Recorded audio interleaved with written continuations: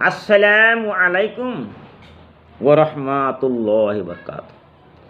মোৰ সন্মানীয় সৰু ডাঙৰ ভাই ভনীসকল, মই যিটো আলোচনা কৰি আছোঁ সেইটো কিতাপটোৰ নাম হৈছে নেকি ৰত্ন ভাণ্ডাৰ।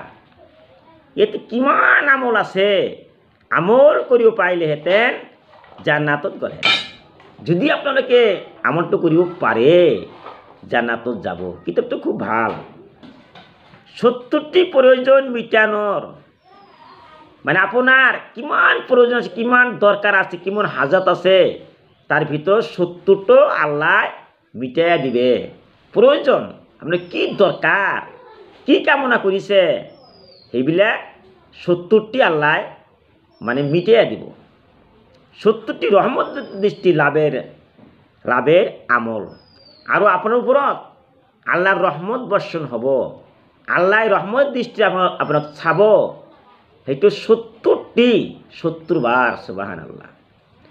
গতিকে প্ৰত্যেক নামাজেৰ পৰ আপোনালোকে নামাজ পঢ়ি থাকে, যেনেকুৱা ফজৰ নামাজ, মাগৰিবেৰ নামাজ, ঈশাৰ নামাজ, ঠিক তেনেকৈ প্ৰত্যেকটো নামাজৰ পিছত সূৰা ফাতিহা, তাৰ মানে আলহামদু সূৰা, সেইটো আমি সকলোৱে জানো। যিবিলাক নামাজ পঢ়িবলগীয়া হয় সূরা ফাতিহা, আলহামদু। এতিয়া কথা হ'ল এই যে আলহামদু সূরা ফাতিহা, এইটো একবাৰ পাঠ কৰিব লাগিব। লগতে আয়াতুল কুৰসি আমি যেটো পাইছোঁ, আয়াতুল কুৰসি আয়াতটো, আয়াতুল কুৰসি একবাৰ পাঠ কৰিব লাগিব। আৰু কুলিল্লাহুম্মা,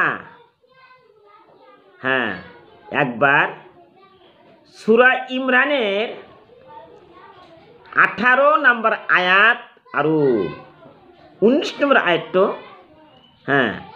পাঠ কৰিব লাগিব। আৰু শাহিদ আল্লাহ হইতে সামিউল হিসাব লৈকে পাঠ কৰিব লাগিব। যদি আমি প্ৰত্যেক নামাজৰ পিছত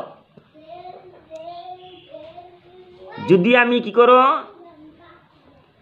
যদি আমি প্ৰত্যেক নামাজৰ পিছত এইবিলাক আমল কৰিব পাৰোঁ, তেন্তে কি হ'ব, আমাৰ ৭০টি হাজত, ৭০টি প্ৰয়োজন আল্লাহ পূৰণ কৰি দিব আৰু ৭০টি ৰহমতৰ দৰজা খুলি যাব। গতিকে মই এইখিনি শেষ কৰিলোঁ। আপোনালোকে আমল কৰিব। আখিৰু দাৱানা আনিল হামদুলিল্লাহি ৰাব্বিল আলামিন।